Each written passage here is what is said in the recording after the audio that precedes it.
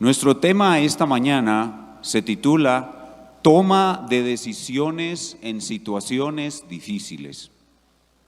Y este tema lo hemos tomado de nuestro estudio consecutivo en la carta a los Colosenses. Vamos a tratar de enseñar un poquito más de lo que dice Colosenses 1:9.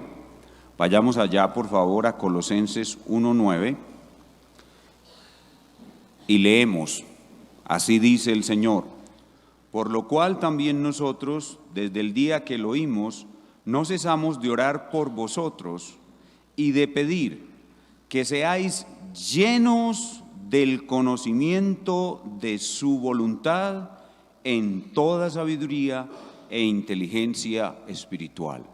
Esto que el apóstol Pablo pide aquí por los colosenses es lo que debemos pedir por nosotros mismos, que estemos en nuestra carrera llenos del conocimiento de su voluntad en toda sabiduría e inteligencia espiritual. Hoy vamos a hablar de una faceta específica de la sabiduría, que es la faceta inicial, básica, o la sabiduría para principiantes, que es la sabiduría moral. Luego viene la sabiduría teológica, donde la sabiduría moral es el conocimiento de las leyes de Dios, los mandamientos de Dios, la ética. Luego viene la sabiduría teológica, que es el conocimiento de Dios y de su plan. Y luego viene la sabiduría práctica o circunstancial, que es la sabiduría que nos sirve precisamente para enfrentar situaciones difíciles, para responder preguntas difíciles, para tomar decisiones difíciles. Sabiduría práctica o circunstancial, para pensar adecuadamente, bíblicamente, santamente en una situación difícil. Y finalmente viene la sabiduría suprema, que es Cristo, su persona, su obra, la obra de la cruz, las palabras del Señor Jesucristo, que hemos llamado los proverbios del crucificado. Entonces hoy vamos a hablar sobre sabiduría práctica o sabiduría circunstancial. Vamos a recordar un ejemplo en la vida del Señor Jesucristo en la que esta sabiduría práctica o sabiduría circunstancial se vio en Él. Recuerden el caso cuando el Señor Jesucristo es tentado por los fariseos. En Mateo capítulo 22, versos del 15 al 22, vienen los fariseos a tentarlo con la cuestión del pago de los impuestos y le preguntan al Señor si es lícito pagar los impuestos o no al César. El Señor Jesucristo pide una moneda y pregunta: ¿de quién es la imagen en la moneda? Y ellos le dicen: de César. Enfrentando una situación tan difícil, una trampa, una situación donde él está atrapado por está atrapado entre dos opciones. Si él responde que hay que pagar los impuestos, sus paisanos judíos le van a decir traidor. Y si él responde que no se deben pagar los impuestos, los romanos le van a decir rebelde. Entonces él usa esta sabiduría circunstancial, sabiduría práctica, y de una manera maravillosa, mostrando que en él están todos los tesoros de la sabiduría y de la ciencia. Pide la moneda, pregunta: ¿de quién es la imagen en la moneda? Le responden: de César. Y entonces él les responde algo maravilloso que ha quedado como una de las palabras o de las expresiones y respuestas más sabias que se han dado jamás ante una pregunta, y es: dad a Dios lo que es de Dios y a César lo que es de César. Ese es un ejemplo de sabiduría práctica o de sabiduría circunstancial. Pero para llegar allá, a esa sabiduría práctica o circunstancial, hay que hacer un largo recorrido. En el caso de nosotros, tenemos que hacer un largo recorrido para encontrar la voluntad de Dios y tomar una decisión sabia en una situación difícil. Nosotros debemos considerar a lo largo de toda nuestra vida 4 recursos necesarios para poder llegar a esta sabiduría. 4 recursos necesarios para poder llegar a esta sabiduría. los cuales mencionaré en orden de importancia. En orden de importancia, el primero el más importante, el último el menos importante. Estos 4 recursos que debemos usar o buscar a lo largo de toda nuestra carrera para llegar a tener esta sabiduría son, en primer lugar, la razón saturada de la palabra de Dios y guiada por el Espíritu Santo. La razón saturada de la palabra de Dios y guiada por el Espíritu Santo, como nos muestra Pablo en Romanos 12:2. Segundo, el consejo de varios sabios. Proverbios capítulo 11, verso 14. Tercero, el análisis de la providencia. Proverbios capítulo 14, verso 15. Y cuarto, la inclinación del corazón. Primera Timoteo capítulo 3, versículo 1. Y en nuestra clase desarrollaremos estos 4 elementos, pero nos enfocaremos principalmente en el número 1, debido a que él es el más importante y los 3 restantes los veremos muy brevemente. Entonces, para poder alcanzar esta sabiduría práctica o sabiduría circunstancial, debemos discurrir a lo largo de nuestras vidas en el uso de estos 4 recursos. Primero, la razón saturada de la palabra de Dios y guiada por el Espíritu Santo, como nos enseña Romanos capítulo 12, versículo 2. Tenemos que comenzar diciendo que la facultad más importante del alma humana es la razón. No son las emociones, como hoy en día vemos en los ciudadanos de la Nueva Sodoma. Los habitantes de la Nueva Sodoma son criaturas humanas predominantemente emocionales. Los cristianos somos criaturas humanas predominantemente racionales. La razón es la facultad más importante del alma humana. La razón es transformada con el nuevo nacimiento. Una cosa es la razón no regenerada y otra cosa es la razón regenerada. La razón es transformada con el nuevo nacimiento. El apóstol Pablo dice claramente que nosotros tenemos la mente de Cristo. Pero la razón renovada o regenerada, debe ser renovada constantemente hasta saturarla por completo con la palabra de Dios, como enseña Romanos capítulo 12, versículo 2. Veamos ese versículo de nuevo. Romanos capítulo 12, versículo 2. Así dice el Señor: no os conforméis a este siglo, o sea, a la forma de pensar de los hijos de Sodoma o a la forma de pensar de las personas no regeneradas. No os conforméis a este siglo, sino transformaos. La mente que ya tienes, renovada o regenerada, debe continuar siendo transformada. Transformaos. ¿Cómo? Por medio de la renovación de vuestro entendimiento. Ahí está la facultad de la razón. La facultad de la razón debe ser continua y plenamente renovada hasta que esté totalmente saturada y pueda ser guiada por el Espíritu Santo. Por medio de la renovación de vuestro entendimiento, ¿para qué?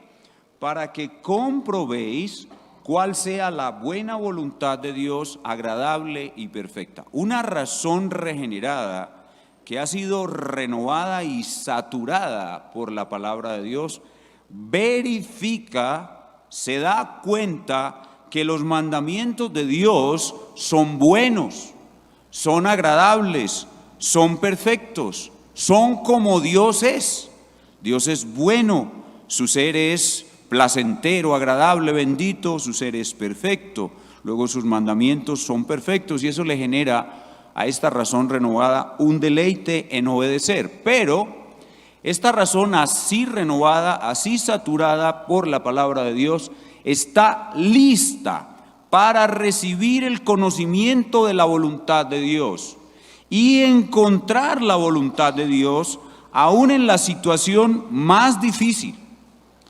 La razón renovada y saturada por la palabra de Dios está lista, es un receptor adecuado. El Espíritu Santo se mueve en esa razón saturada y guía hacia las profundidades de la sabiduría práctica. De una manera especial, si el individuo que podemos llamar un sabio, este hombre es un hombre sabio en verdad, ha logrado que en su vida sus pecados estén mortificados, sus pasiones sean dominadas y tenga una independencia total del mundo, en el cual él no tiene parte y Cristo es Señor de todo en su vida. Podemos decir que un hombre sabio realmente es un hombre que tiene la razón saturada con la palabra de Dios y guiada por el Espíritu Santo, sus pecados mortificados, sus pasiones dominadas, una independencia total del mundo y Cristo es Señor de todo en su vida. A propósito, si Cristo no es Señor de todo en tu vida, en realidad no es Señor de nada. Para que Cristo sea Señor, tiene que ser Señor de todo. Así que este hombre, en el cual Cristo es Señor de todo, donde es totalmente independiente del mundo, sus pasiones son dominadas, sus pecados mortificados, y la razón está saturada de la palabra de Dios y guiada por el Espíritu Santo, este hombre tiene la capacidad de recibir el conocimiento de esa sabiduría circunstancial y encontrar la voluntad de Dios aún en las situaciones más difíciles. El Espíritu Santo se mueve cómodamente en esta mente. El Espíritu Santo se mueve cómodamente en esta alma y por eso la sabiduría circunstancial fluye en el momento en que se necesita enfrentar una situación difícil.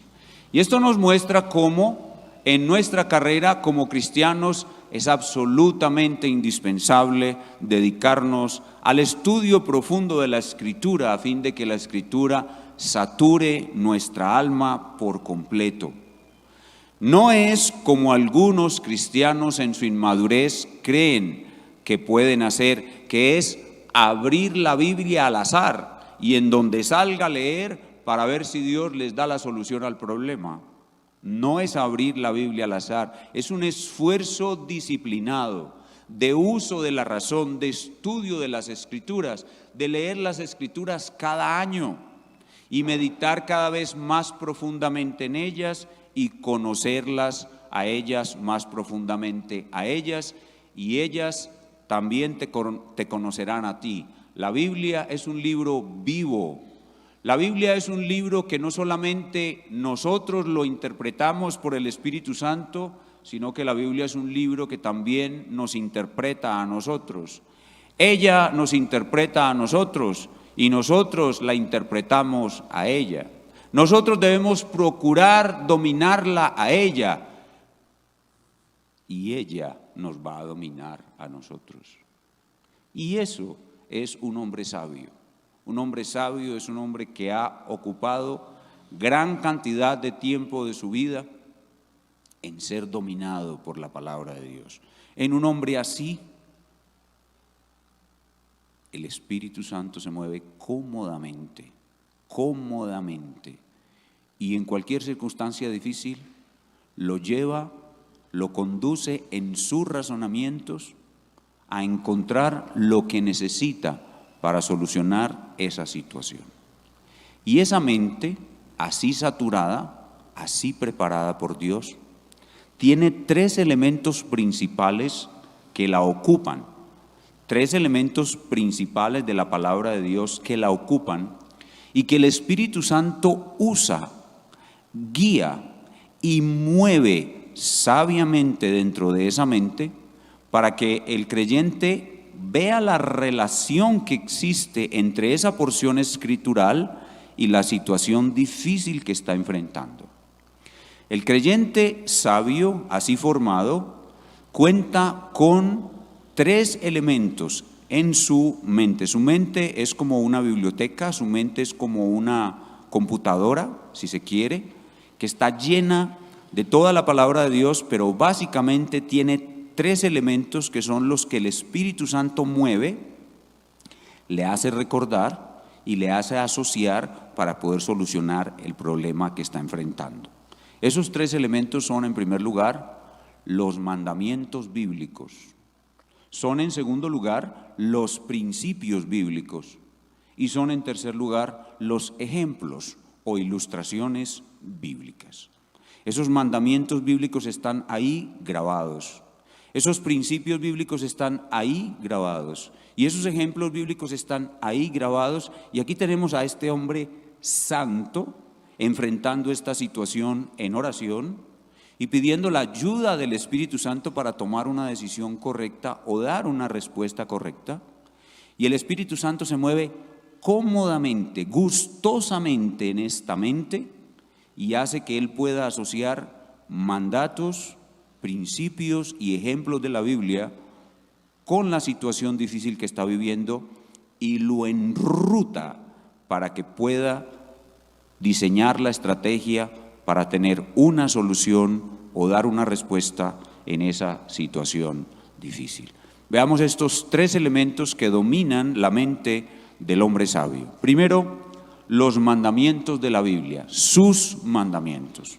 Ya aprendimos en nuestro estudio del libro de Proverbios que el principio de la sabiduría es el temor de Jehová, y el temor de Jehová es aborrecer el mal. El temor de Jehová es conocer los mandamientos de Dios y obedecerlos, alejarse del mal, aborrecer el mal y hacer solo lo bueno. Proverbios capítulo 1, versículo 7 nos recuerda eso, que el temor de Jehová comienza por los mandamientos de Jehová. Comienza por la sabiduría moral, por la sabiduría ética. Entonces nos preguntamos si la mente de este hombre sabio está saturada con estos mandamientos. ¿Cuáles son esos mandamientos de los cuales habla el libro de Proverbios? Bueno, son los 10 mandamientos de la ley de Dios. Solo que los 10 mandamientos de la ley de Dios son más profundos que esas 10 sencillas declaraciones. Esas 10 sencillas declaraciones que están en el Decálogo son solamente una pequeña muestra. Cada mandamiento representa algo mucho más amplio. Y como el Señor Jesucristo nos enseña en el Sermón del Monte, el cual este hombre sabio también domina, el hombre sabio tiene que dominar el Sermón del Monte, puede entender a partir del Sermón del Monte mucho más ampliamente todos estos mandamientos y saber, por ejemplo, que Dios nos ordena cosas negativas, nos prohíbe cosas negativas y que cuando Él ordena un negativo, el positivo está implícito. Es decir, que todo mandamiento negativo tiene una contraparte positiva que también debe ser obedecida. Como en el Sermón del Monte, el Señor nos enseña que la ley de Dios no solamente prohíbe acciones, sino que la ley de Dios también prohíbe intenciones. Y así, el hombre sabio está ampliamente instruido en todos los mandamientos de Dios, de tal manera que puede abarcar casi todas o todas las áreas de la vida humana que están involucradas en la situación difícil, y por eso es que él puede llegar a encontrar una situación, a una situación difícil, una solución. Él se hace preguntas como esta: en la opción que estamos contemplando para salir de este problema, ¿estamos violando algún mandamiento de Dios? Así comienza a gestarse una respuesta en una situación difícil. Así comienza a gestarse una estrategia para salir de una situación difícil. Si tengo una posible opción, esta opción que estoy contemplando para salir de este problema, ¿estoy violando en ella algún mandamiento de Dios? Y así los mandamientos de Dios son el principio de una decisión sabia y de la solución de un problema difícil. En segundo lugar, además de los mandamientos, esta mente saturada de la palabra de Dios tiene en su contenido, en su conocimiento, tiene no solo los mandamientos de la palabra de Dios, sino sus principios. Los principios de la palabra de Dios. ¿Qué son los principios de la palabra de Dios? Son mandamientos no específicos que se aplican a muchas situaciones.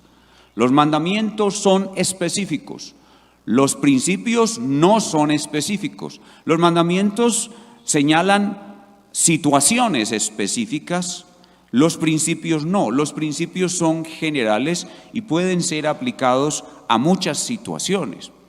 Ejemplos: de algunos principios de la Escritura que este hombre sabio maneja con suficiencia. La regla de oro. La regla de oro son palabras del Señor Jesucristo. No le hagas a otro lo que no quieres que te hagan a ti. Hazle al otro, trata al otro como quisieras que te trataran a ti. No especifica la situación, especifica la forma de actuar en muchas situaciones. Eso es un principio. El hombre sabio que está enfrentando una situación difícil sabe que cualquiera que sea la cosa que diga o haga, tiene que hacerla de tal manera que la persona que va a recibir lo que él va a hacer, lo reciba adecuadamente como él mismo quisiera recibirlo en esa situación. Otro ejemplo de un principio: no seas vencido de lo malo, sino vence con el bien el mal. Vamos a vencer el mal en cada situación. Si coméis o bebéis, hacedlo todo para la gloria de Dios. Aún las situaciones pequeñas son para la gloria de Dios. Aún las situaciones pequeñas que involucro en la solución a un problema, en esas situaciones pequeñas también tengo que estar obrando conforme a la voluntad de Dios y para la gloria de Dios. Otro principio: buscad primeramente el reino de Dios y su justicia. Es esta solución algo que promueve el avance del reino de Dios. Es esta solución o este camino para enfrentar esta situación difícil, algo que muestra que estamos obrando conforme a la justicia de Dios. Son todas preguntas que circulan en la mente de este hombre sabio. Dice: sin fe es imposible agradar a Dios. Este hombre sabio, mientras diseña su estrategia, se va a estar preguntando siempre: ¿la opción que estamos contemplando para solucionar este problema realmente es una opción de fe? Santiago capítulo 3, versículos 13 al 18 nos muestra muchos de estos principios juntos en un solo paquete. La sabiduría que proviene de lo alto, dice Santiago, es decir, cómo yo debo actuar en la solución de este problema, es primeramente pura. Son buenas las intenciones de mi corazón en esta solución que estoy planteando para este problema. Examino mis intenciones y mis intenciones realmente son puras. Me guían sin intenciones puras en lo que voy a hacer o a dejar de hacer. Dice Santiago que la sabiduría circunstancial es pacífica. Voy a promover la paz con lo que voy a hacer. Pacífica, pura, pacífica, llena de misericordia. ¿Pueden considerar las personas a mi alrededor que lo que voy a hacer para solucionar esta situación es un acto de misericordia? Llena de misericordia, de buenos frutos, sin incertidumbre. Tengo la certeza absoluta de que lo que voy a hacer es bueno, agradable a Dios. Sin hipocresía, estoy fingiendo o haciendo algo simplemente por conveniencia, o lo que voy a hacer lo quiero hacer de todo corazón para la gloria de Dios. Lleno de frutos de justicia, y el fruto de justicia se siembra en paz, dice Santiago, para los que hacen la paz. Todos esos son principios, no hay nada específico, pero todas esas cosas deben ser tenidas en cuenta al momento de diseñar una estrategia o dar una respuesta. Y obviamente para conseguir estas cosas se necesita oración. Por eso el mismo Santiago nos dice que si alguno tiene falta de sabiduría, pídala a Dios. Dios mismo nos está mostrando que en los momentos difíciles, donde no tenemos esta sabiduría circunstancial, debemos pedirla a Dios, y que Dios la da abundantemente y sin reproche. Dios la dará si la pedimos. El mismo Señor Jesús nos dice: pedid y se os dará, buscad y hallaréis, llamad y se os abrirá. Así que la sabiduría circunstancial no se obtiene si no la pedimos, si no oramos por ella. Debemos ejercitar la razón. Sí, claro, estamos hablando de eso como el elemento fundamental, pero debemos ejercitar la oración también. La oración es tan fundamental como el ejercicio de la razón. En tercer lugar, la mente saturada de la palabra de Dios, bien preparada para recibir esta sabiduría, también conoce no solamente los mandamientos, no solamente los principios de la palabra de Dios, sino sus ejemplos. El hombre sabio conoce todos los personajes de la Escritura, las circunstancias que rodearon a esos personajes de la Escritura, Y en algún momento el Espíritu Santo le puede permitir asociar el problema que está enfrentando con una situación específica vivida por los santos que hay en la palabra de Dios, los santos descritos en la palabra de Dios. Pues el Espíritu Santo le permite ver cierta similitud entre el problema que está enfrentando y que tiene que resolver y el problema que vivió un santo de la Biblia. Ejemplo, el caso de José. José enfrentó ese problema tan tremendo. Bueno, enfrentó muchísimos problemas, pero pensemos, por ejemplo, cuando se acabó la comida en Egipto. José tenía unos graneros llenos de comida, la autoridad total de parte del faraón para hacer lo que él quisiera. Y José estaba enfrentando una situación: estas personas están muriendo de hambre y yo tengo mucho trigo, yo soy un hombre de Dios, ¿debo regalarle el trigo a los egipcios o debo venderle el trigo a los egipcios hasta llegar a obtener todas sus posesiones y al final comprar todo y a todos para Faraón? ¿Qué es lo más sabio? En última instancia, José terminó vendiendo el trigo, no regalando el trigo. Le llama a uno la atención muchísimo que un hombre piadoso, dice la Escritura, un hombre sabio da con misericordia, es clemente, misericordioso y da. Pero en esta ocasión José decidió no dar, sino vender. ¿Por qué hizo eso José? De pronto estoy enfrentando yo una situación similar, algo que tiene que ver con dinero, con dar o con vender. Y el Espíritu de Dios, que se mueve cómodamente en esta mente saturada de la palabra de Dios, me lleva a pensar en esa situación de José y me lleva a tomar una decisión muy similar a la de José. En esa forma, los ejemplos, las ilustraciones, las manifestaciones de sabiduría que vemos en la Biblia se convierten en un instrumento para la solución de problemas y situaciones difíciles. Otro caso: el apóstol Pablo está enfrentando las conspiraciones y los complots de los judíos que pretenden asesinarlo, y él se ve obligado a apelar a su ciudadanía romana y a su derecho legítimo de ser juzgado ante César como ciudadano romano para salvar su vida. Apela a sus derechos civiles para salvar su vida. Los pastores con mucha frecuencia enfrentamos situaciones en las cuales este ejemplo nos sirve para dar consejo sabio. El uso de nuestros derechos civiles no es la opción principal de un creyente, porque en el carácter natural de un creyente piadoso está en primer lugar poner la otra mejilla. Nuestro Señor nos enseña que debemos no oponernos al mal cuando vienen a nosotros, obviamente personas que nos quieren hacer un mal menor, porque cuando se trata de defender nuestra propia vida o la vida de otros, debemos actuar resistiendo al malo.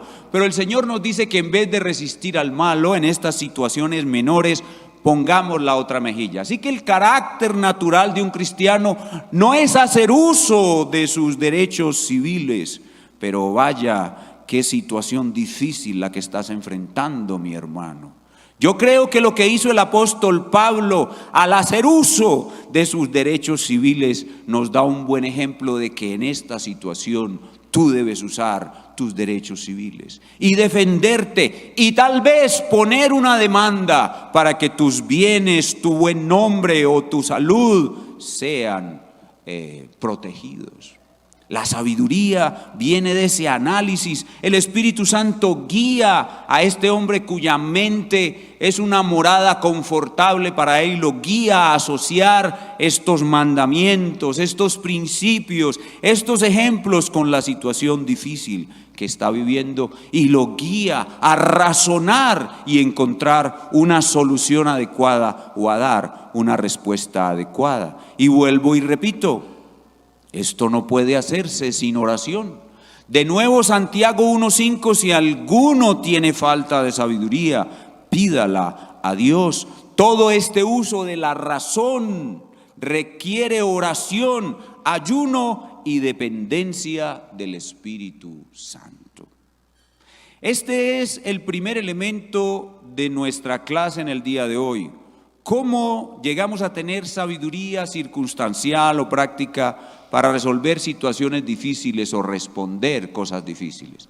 Lo más importante es la razón, saturada por la palabra de Dios y guiada por el Espíritu Santo. Ahora, mucho más brevemente, y esta brevedad tiene como propósito también resaltar el hecho de que estos otros 3 recursos de la mente sabia son menos importantes. Hablaremos de ellos brevemente, de estos 3 recursos que nos faltan.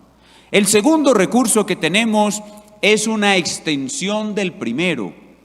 El segundo recurso que tenemos para solucionar una situación difícil es el consejo de varios sabios. El consejo de varios sabios. Y no necesitamos ya decir mucho quién es un hombre sabio. Ya hemos dicho a lo largo de la clase quién es un hombre sabio. Un hombre sabio es un hombre que ha tomado muchos años de su vida. Un hombre sabio no es un hombre joven. Es un hombre que ha tomado muchos años de su vida. Hay jóvenes que son sabios. No estoy generalizando, pero digamos que el patrón normal es que un hombre se hace sabio con los años. La sabiduría le da cada vez al hombre de Dios ser más sabio. Un hombre sabio es un hombre que ha pasado muchos años saturando su mente con la palabra de Dios.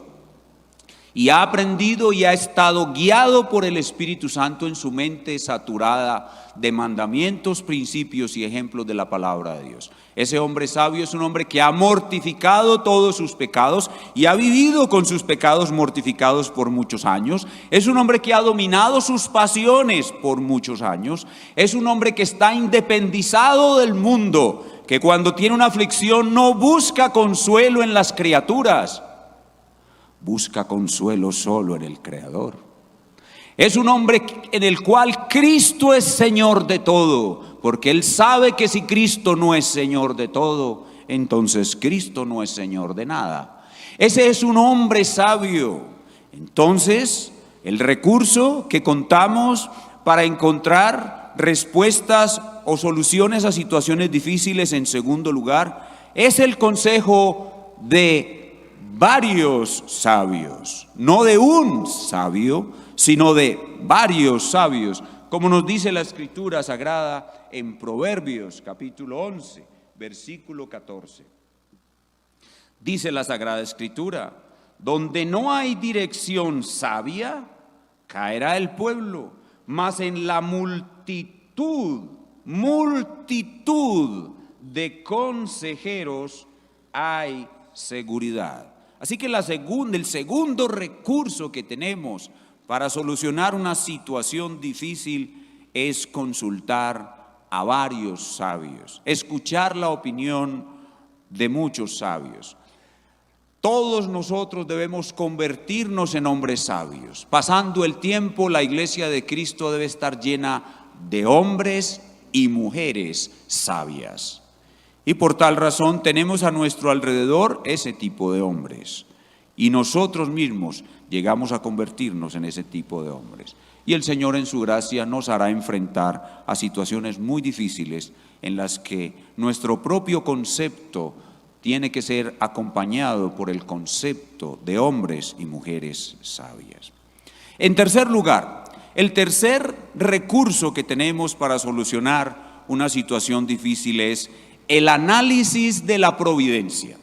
El análisis de la providencia. ¿Qué es la providencia? La providencia es lo que sucede cada día en la vida de una persona, de una familia, de una ciudad, de un país, del mundo entero. La providencia es el frío o el calor, la riqueza o la pobreza, la paz o la guerra, el bienestar o la aflicción. Eso es la providencia. ¿Y quién es el Señor de la providencia? Pues nuestro Dios. Todo lo que viene a nuestras vidas viene de Él. La forma como su decreto eterno se manifiesta en las vidas de una persona, una familia, una ciudad, un país o en el mundo, es la providencia de Dios. La historia es la providencia. El análisis de la providencia. Y noten ustedes por qué qué enfatizamos en el análisis? Porque la providencia es misteriosa casi siempre. Ustedes recuerdan la parábola del rico y Lázaro. Si miramos la parábola del rico y Lázaro a la luz de la providencia de Dios parecería ser favorable al rico. Y el rico parecería que era quien tenía el favor de Dios. Según los falsos maestros de la prosperidad, el rico era un hombre que vivía bendecido, prosperado y en victoria. Pero esa providencia es misteriosa, porque el Lázaro, el pobre, parecía ser un pecador consumado que estaba recibiendo el castigo y la ira de Dios porque no le cabían como las llagas en el cuerpo sus pecados en el alma. Pero ¡oh, sorpresa! Mueren ambos y se descubre realmente el misterio de la providencia. No era el rico el que tenía el favor de Dios. Todo lo contrario, era el pobre el que gozaba del favor de Dios, pero la providencia le era totalmente contraria, no le era favorable. Y por eso decimos que cuando estamos enfrentando una situación difícil, Dios va a actuar. Desde el mismo momento en que estás enfrentando la situación difícil, cuando te dan un diagnóstico médico difícil para ti, desde ese mismo día Dios empieza a actuar. Y las cosas que Dios trae cuando estás enfrentando esa situación son su providencia. Cuando estás tratando de tomar una decisión, Dios empieza a actuar y empiezan a aparecer cosas en tu vida que parece que están favoreciendo tu decisión. Son algo así como providencias favorables. Algunas personas la llaman puertas abiertas. Cuando estamos tratando de tomar una decisión, de resolver un problema, se abren ciertas puertas y algunos creyentes ingenuos creen que toda puerta abierta significa que Dios quiere que la cruce. O que toda puerta cerrada significa que Dios quiere que yo desista. Pero a la luz de la forma como entendemos el misterio de la providencia, lo que nos toca es hacer un análisis cuidadoso de la providencia, usando la razón saturada de la palabra de Dios y guiada por el Espíritu Santo y el consejo de varios sabios, porque la providencia suele ser misteriosa. Proverbios capítulo 14, versículo 15. Proverbios capítulo 14, versículo 15 invita al sabio a ser analítico, a sopesar, a ponderar, a sopesar, a meditar, a analizar, a orar. Proverbios 14, 15 nos dice: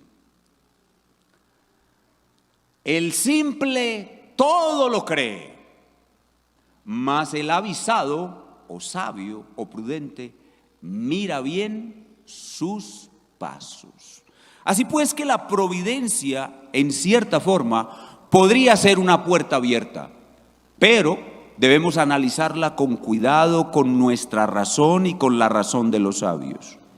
La providencia podría ser una puerta cerrada, pero debemos analizarla con cuidado, porque esa puerta cerrada puede no indicar que desistamos, sino que Dios quiere que perseveremos. Podríamos pensar quizás en un ejemplo de un varón que tiene en su corazón un llamado a servir al Señor como pastor. Sabemos claramente que ese llamado no puede estar en una mujer. Si una mujer cree que Dios la ha llamado a servir como pastora, está siendo engañada. Ese llamamiento no viene de Dios. Hablamos de un varón que está siendo llamado por Dios como pastor, y este varón dispone todo en su vida para prepararse. Tiene un periodo de formación bíblico-teológica suficiente y está sirviendo de manera adecuada en el lugar donde está, pero su gran anhelo es llegar a ser ordenado pastor, y pasan los años, y pasan los años, y pasan los años, y nada que llega el anhelo de su corazón de ser ordenado pastor. ¿Es esto una puerta cerrada de parte de Dios que indica que realmente su llamamiento es falso y él se está autoengañando? ¿O es Dios mismo quien cierra la puerta para que él persevere y se forme en paciencia y esté mejor preparado para el ministerio al cual Dios lo ha llamado? ¿Cuál es la respuesta? La razón llena de la palabra de Dios, saturada de la palabra de Dios, guiada por el Espíritu Santo, el consejo de los sabios, el análisis de la providencia. Y este ejemplo que acabo de colocar nos introduce en el cuarto y último recurso que tenemos para solucionar una situación difícil, y es la inclinación de nuestro corazón. La inclinación de nuestro corazón, la cual hemos mencionado en este aspirante al ministerio que hemos colocado en esta situación hipotética. Primera Timoteo capítulo 3 versículo 1 nos dice: palabra fiel, si alguno anhela obispado, buena obra desea. Y es que Dios también se mueve menos frecuentemente y es de menor importancia, pero también hay que decirlo, Dios también se mueve en la inclinación de nuestro corazón. Primero la razón, la tuya, la propia, convirtiéndola en una razón sabia. Segundo, los consejeros que ya tienen su razón formada. Tercero, el análisis de la providencia. Tercero, la providencia bien analizada. Y cuarto, la inclinación del corazón. ¿Qué debe hacer este hermano en la situación hipotética que hemos planteado? ¿Debe retirarse y desistir o debe perseverar?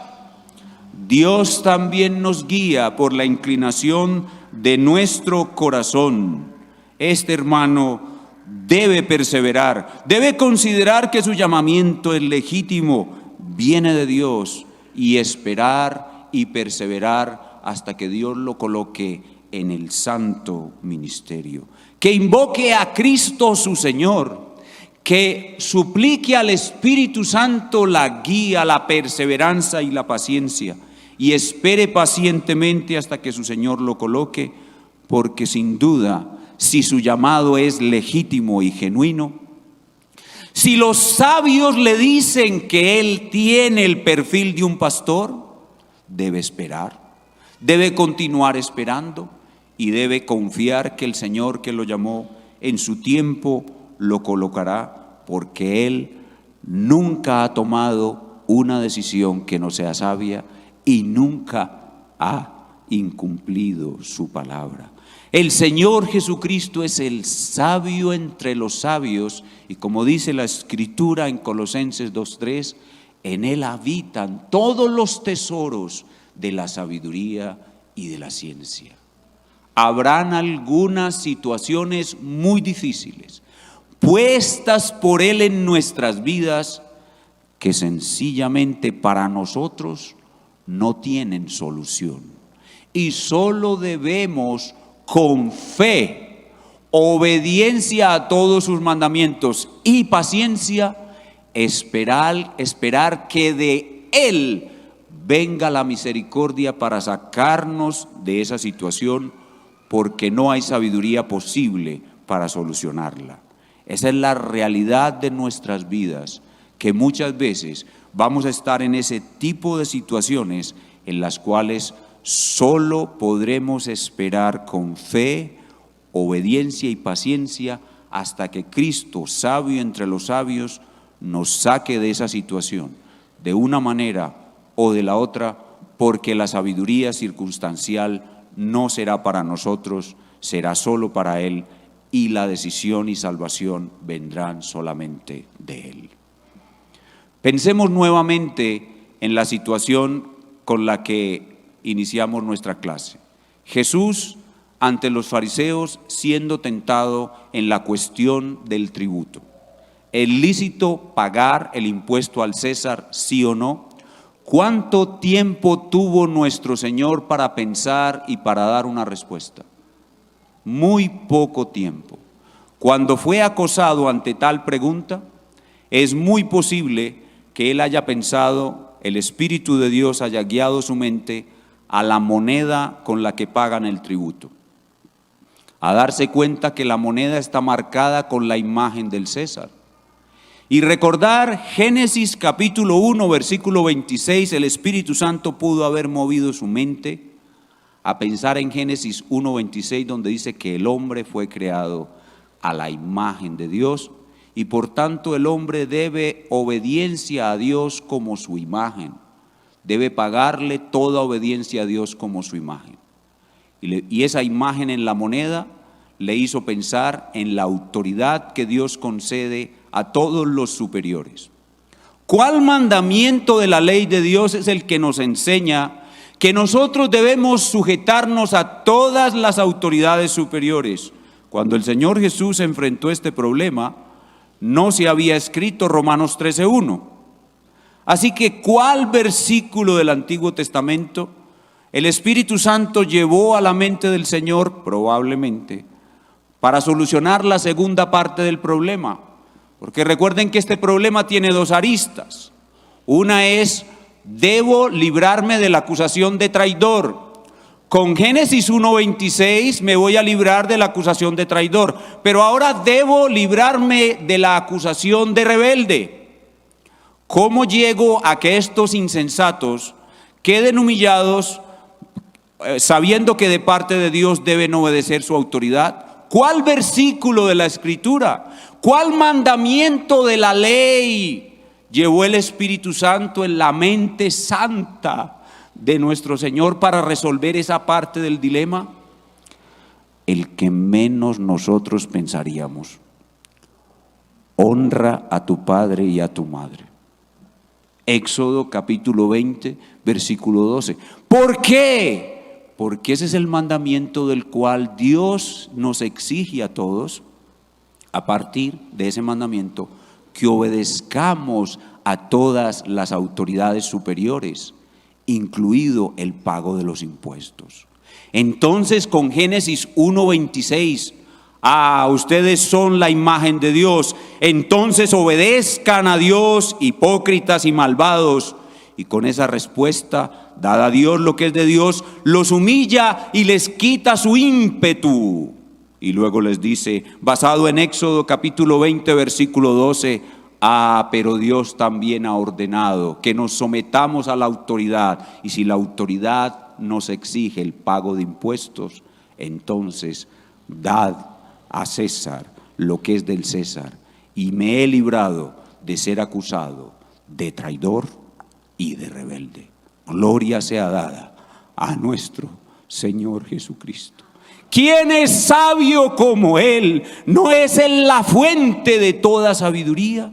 ¿No es Él nuestro bendito Señor en quien podemos confiar plenamente ante cualquier situación difícil? ¿No es a Él a quien tenemos que invocar suplicando: Señor, que mi mente sea saturada totalmente con tu palabra? Dame el buscar consejo sabio ante toda situación difícil. Dame analizar cuidadosamente la providencia y muévete también en las inclinaciones de mi corazón certificadas por el análisis de la sabiduría. Inclinemos nuestro rostro y oremos a ese gran Dios. Oh Señor de toda sabiduría y de toda ciencia, estamos empezando un año en el que estamos seguros, como es tu designio, pues está escrito: muchas son las aflicciones del justo, pero de todas ellas lo librará Jehová. Por esta palabra sabemos que tendremos muchas aflicciones y situaciones difíciles, pero para nosotros es un privilegio confiar en ti y esperar en ti, que tú nos ayudarás y nos socorrerás, dándonos toda sabiduría y toda ciencia para enfrentar cualquier situación difícil.